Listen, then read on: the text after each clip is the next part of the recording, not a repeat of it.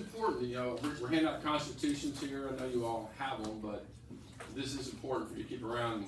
I was just asked, you know, why is it important for me to come here and talk to 8th graders who are studying the Constitution that are in American government?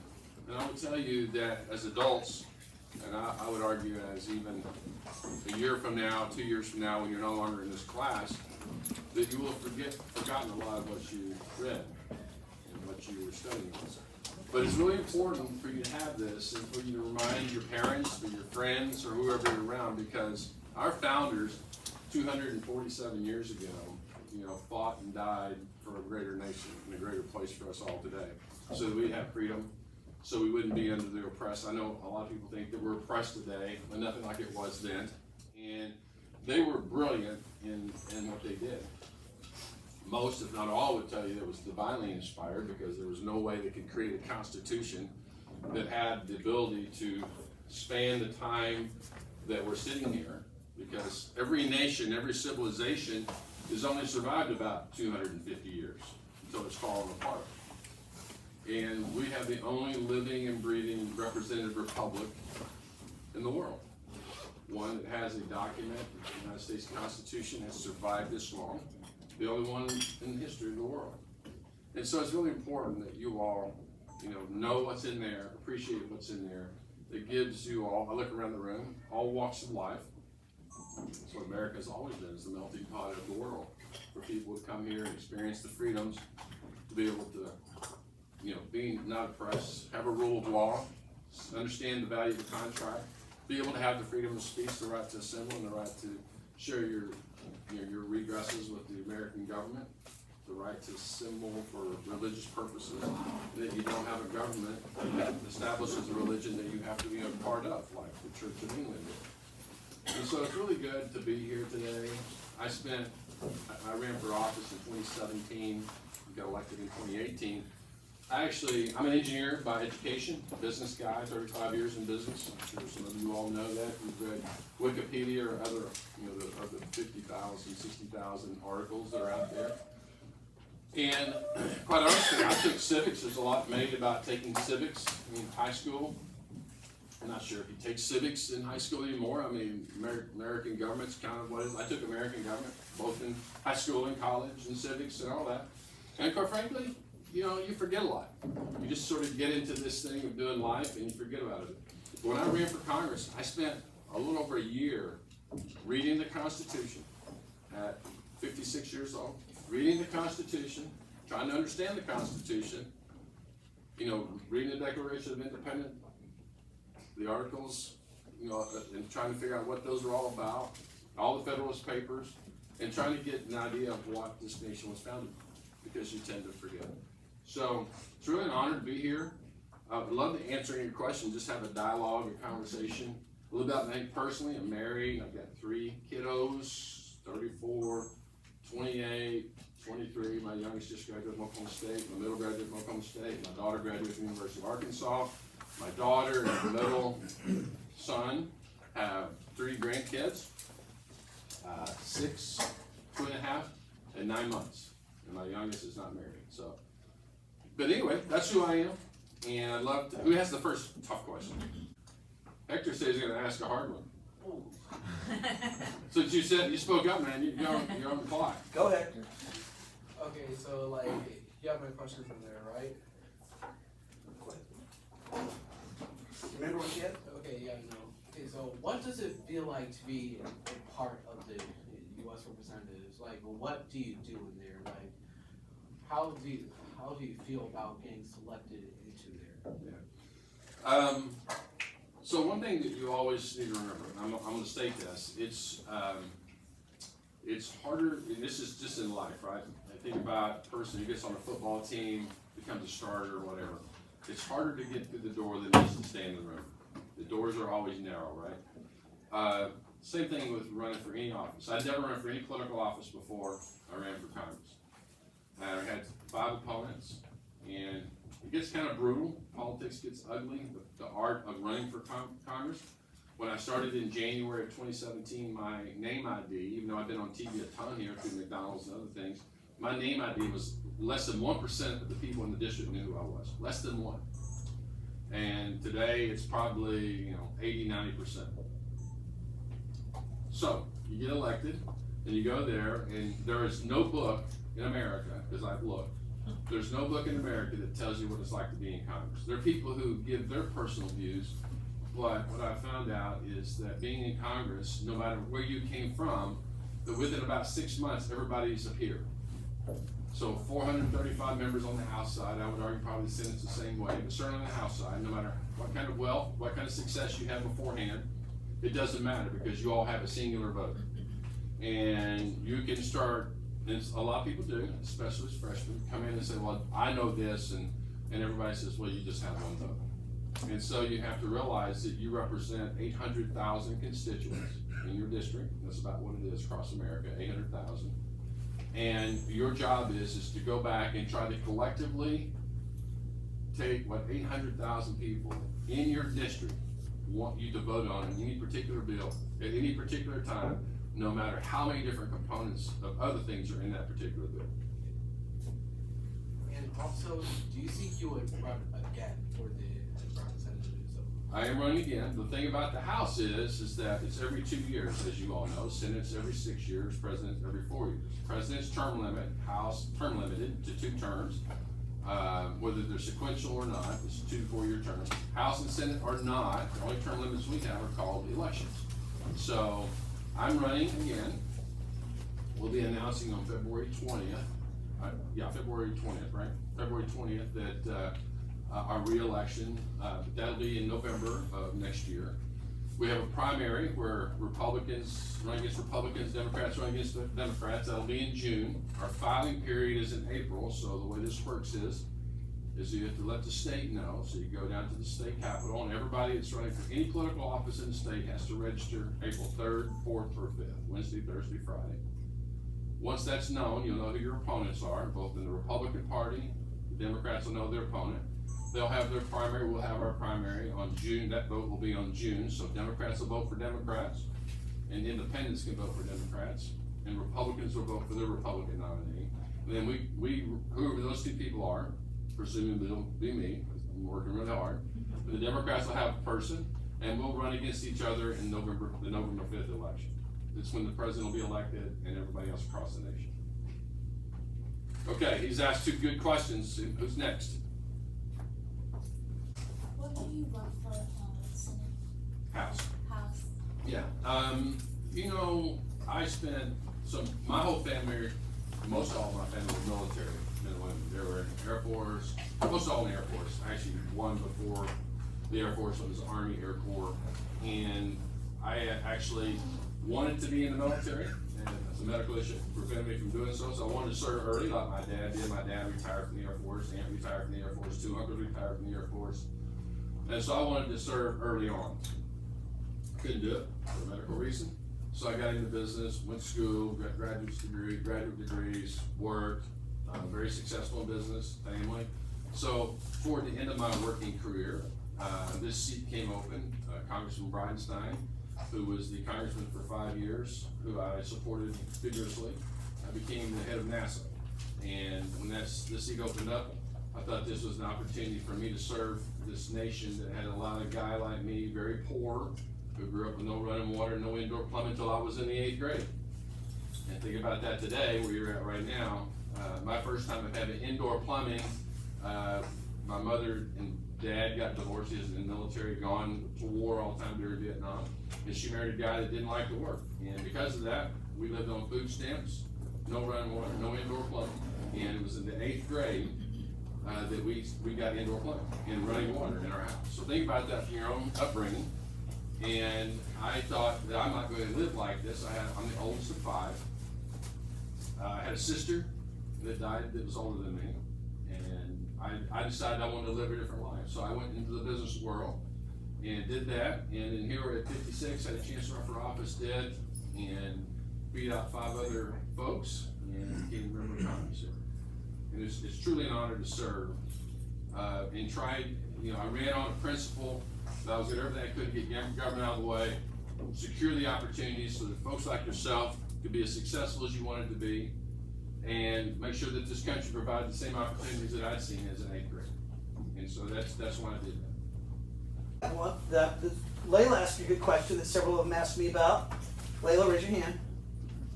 She said, why did you switch from having a career in McDonald's and going into politics? So the McDonald's thing was kind of a focus with several of them. And I'll ask another one. Sophia, I know this might not be your normal question, but they were all wanting to know what your favorite meal was from McDonald's. So the second one first, I get asked it all the time, Yeah. actually. So I'm a Big Mac guy, bacon, egg, cheeseburger guy. That's what I eat. And I still eat McDonald's like 2 or 3 times a week. Have for 35 years. So the reason that I got into McDonald's, so I was an aerospace engineer, worked for Rockwell, people built a space shuttle, and the Space Shuttle Challenger blew up long before you were born, 1986, changed the industry forever. And a buddy of mine owned McDonald's in Little Rock, who I'd actually written a software program for McDonald's when I was in college to sort of automate what they did. And they tried to get me to stay in the franchising program. I said I have no desire to be in the restaurant business. I want to do an engineering job. And so when the Space Shuttle blew up, it started changing the industry forever. And being the great nation that we are, gave me the opportunity, allowed me the opportunity to do anything I wanted to do if I was willing to take the risk. So I left the engineering world and I went to become McDonald's franchisee. Now, I mentioned how poor I was. Well, I wasn't any wealthier as a college graduate, 2 years removed than I was. I didn't go to school immediately out of high school. I couldn't afford it. I worked 2 years after high school. I'd gone to a career center like you have here and learned how to draw blueprints and drafting. And I did that for 2 years after high school until I could save up enough money to go to college. And so I went to college, got an engineering degree, worked at Rockwell for a little over a year and some, after Challenger blew up. A buddy of mine said, well, come try this engineering, or this McDonald's franchising thing. And if you don't like it, you always go back and be an engineer. Well, I never went back, and that was in February of 1987. And it took me 10 years to save $100,000. I bought and sold real estate, I built a hog farm, I did everything. Had the software program, and I saved $100,000, got my first McDonald's restaurant January 17th, 1997, kept that for about 2 years, and then sold it, moved to Muskogee, bought 2 there, went from 2 to 24, had about 1,200 employees, and helped start a community bank, which I'm still involved in today, have a manufacturing company, 3 technology companies, do a bunch of stuff. So, the only thing I don't have today is the McDonald's. I spent 35 years in McDonald's and sold the last 5, a little over 2 years ago. I didn't sell them to get into politics. I still had the restaurants. And I worked on a National Leadership Council for McDonald's franchisees for about 14 years, traveled all over the country, meeting people, and did that at the same time I was running my restaurants and all the other stuff. But the coolest thing I do is I'm a pilot. I fly all the time. And so one of my passions, and whatever your passions is, again, this great country allows you to be anything you want to do and work on parallel. So when I was 18 years old, I took flying lessons. And on December 6th of this year, was 43 years ago that I learned how to fly. So I've been flying for 43 years. And fly every kind of plane you can think of, but mostly now jets. So that's my passion. Along with just, I think at life being very linear, you don't get mulligans in life or do-overs. So, take risks, and get knocked down, and get back up and do it time and time again. And don't look for anybody to guarantee you success. Success is your own success. It's not being envious of somebody else. Use them as mileposts on what you want to do and how you want to achieve things. But I don't care where you come from. I don't care how poor you are or how rich you are. I know rich people who never did anything because they thought it should be given to them. I know the poorest of the poor, which I would put myself in there, that pass people by. In fact, I was speaking to a class, probably one of the most challenging classes or people I spoke to is a group of teens. They're from Broken Arrow, Union, Jinx, Holland Hall, Cassia. I was speaking to them last year, and a guy asked me the question. He goes, for a guy like you, Congressman, how do you ever win with a guy like me? Obviously, he was from Holland Hall or something. My parents have a lot of money. He's very, very honest. My parents have a lot of money. I can do anything I want to do. How do you beat somebody like me? I said, well, there's an old saying. I'm a baseball guy, and I said, there's a thing about being born on first base, third base, second base, whatever. I said I was born way out in the parking lot before the game ever started, so I had to get caught up. But I said, you're on third base from a wealth standpoint, and the problem is that when the ball is hit, you've got to start running, and I've already been running, and I'll blow you right by. And I've seen it from, went to a small school in Arkansas Tech University, had about 1,500 people in college. Today it's about 10,000. But I compete in Washington, D.C. and in business with people from Harvard, MIT, and Stanford. It doesn't really matter. It's what's in your heart, because this nation will let you be anything you want to be. I have one question. It has nothing to do with the Constitution. It has to do with McDonald's. Why does McDonald's Coke taste so much better than the Coke you buy anywhere else? Well, that's probably the most asked question. Okay. So everybody else in America, for the most part, has their Coke. It's called premix. So they're served as mixed at the Coca-Cola facility. It's like getting a bottle of Coke and pouring a bunch of Cokes together, and that's what you get at the fountain. Except McDonald's is different. McDonald's actually gets the syrup and makes the CO2 water and the temperature of 34 degrees and mixes it all in the back. It's a machine. It's about $15,000 per, about 20 now. And all of that comes together and makes the drink actually at the restaurant. And that's why it's always so fizzy and so cold. So that's a secret. You can't leave here and tell people that. Man. So everybody else uses premix. So it comes to the restaurants or any facility, schools or whatever, already made up. McDonald's gets what's called post-mix. Gotcha. What? Thank you for that. But RJ asked a good question. We'll go back to politics for a second. RJ asked a question. You want to read it or you want me to read it for you? You can read it. Okay, RJ said, how do you convince people that you are a valuable representative for Oklahoma? That's really a great question, because that's what it's all. That's why we have such a special place called the United States of America, because we have free and fair elections, regardless of what anybody says. They're free and fair elections, as fair as any place in the world. So I took a different view. I'd never been in politics before. Had a perfectly great business life, a great family, and so I did what our founders did. I stepped away from my businesses for a period of time to represent the constituents of the first district of Oklahoma, which is how our founders envisioned it when they wrote the Constitution. So I ran on the narrative, as I mentioned earlier ago, about limited government, which is a Republican principle, limited government, and I'm going to give you that. Whether you think you're Republican or Democrat, I'm going to ask you a question in a minute regarding limited government. Limited government, the life, liberty, and pursuit of happiness, which is what you read in the preamble. I mean, all of these things that you have read, you look at these, and it doesn't, never, in the wildest imagination, do they think you have a government the size it is today. Never. And so, to talk about this limited government role, anybody heard that term, those two words before, limited government? I don't know if you talked about limited government at all. So limited government is, if you think about something, so we're the most benevolent country in the world, meaning we try to help everybody get back on their feet. I mentioned that lived on food stamps, government assistance when I was younger. Stepdad spent all his time running to the mailbox if we got a food stamp check. But I chose not to live that way. And it's really a binary choice. You continue living like that, or you pursue working, again, to knock down, get back up, pursue an American dream, whatever that dream is. But when you look at this, I would argue that limited government is a principle that you all know. I mean, we're all teenagers. You are teenagers. I was a teenager. I don't know about you, but I respect my parents, but I don't like it when they tell me what to do. My kids didn't like it, and my grandkids won't like it.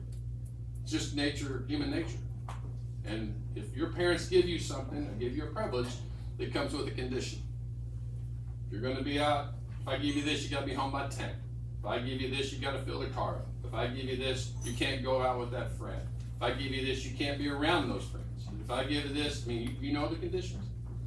It's no different with government. If the government gives you something, there are conditions on it. You may not realize it early on. It may not be that subtle, but it is a condition. If the government's giving you something, there is an expectation. And I would argue many times the expectation is, or the result of that giving you something is you never get to achieve your fullest ability.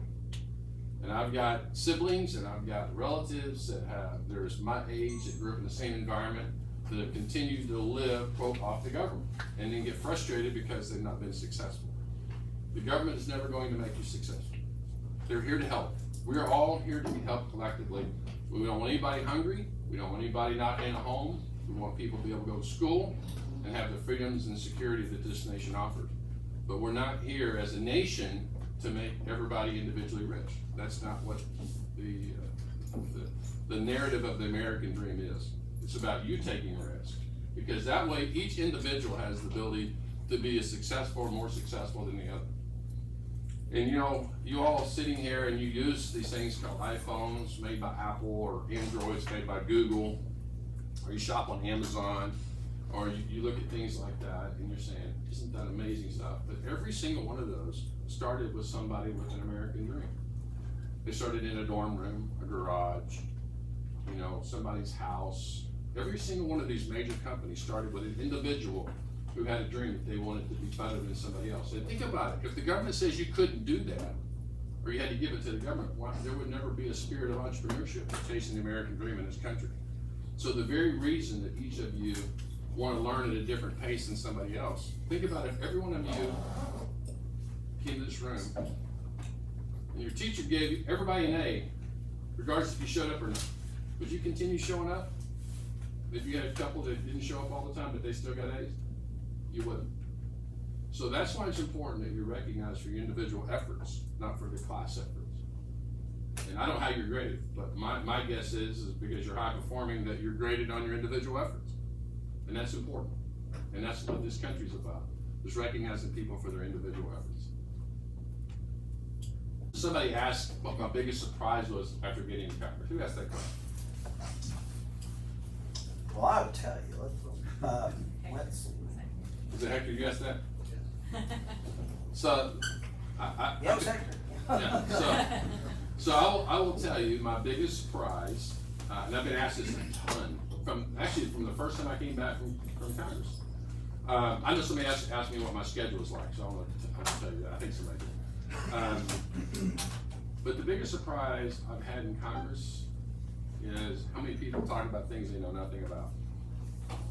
Yeah, I mean, you see people, you have really great staff members, and so people become sort of lazy. So it'd be like if you had a class assignment and you were supposed to go read it, but you didn't read it, but you had somebody meet you outside here to tell you right before you walked in, this is what I need you to remember and say when you walk in the room. And so you get in there, and as long as you can say what you were told to say, you're good. But if somebody asks you a question outside of that, you're not so good anymore because you didn't read the material. That's sort of like cramming for a test. And that's the way a lot of people in Congress are. They get way out past their ability to understand what's going on. And so that's very frustrating. And some of it's because, quite frankly, none of them have really ever done anything before they went to Congress. They've been sort of, and this is not a narrative on anybody, but they've never had any real life experiences and taken a risk and gotten knocked down, and yet they want to go tell people how they should do that. So that's a problem. Let me tell you my day in Congress. So I leave here on a Monday, usually about 6 o'clock in the morning. I fly to Washington, D.C. I usually get there about 1 o'clock. And I have meetings starting at 2 o'clock. They go to about 10 o'clock that night. We have votes at 6:30. It lasts about 30 to 45 minutes. Next morning, I start at about 7 o'clock in the morning. Usually I have 2 or 3 breakfasts with different constituents or people, industry people that want to talk about bills. I sit on Ways and Means, which is the most powerful committee in all of Congress. It's the oldest committee in Congress. I sit on the tax subcommittee and health subcommittee. So everything to do with any taxes in the U.S. or our interaction with every nation in the world. And all the health issues. So health insurance, health, Medicare, things like that. To have hearings, we have more votes, hearings, more votes, and I have dinners, and I usually get done about 10:30 or 11 o'clock at night. Wash, rinse, repeat, do the same thing again on Wednesday. Thursday morning, we usually have votes, we have hearings, get done about 2 o'clock, get on a plane, fly back here, meet with constituents on Friday and Saturday. Sunday, go to church, see my wife, and then Monday, do it again. Do that time and time again for about 40 to 45 weeks a year. So a lot of trouble. Steve, would you Keep holding it. If it's watching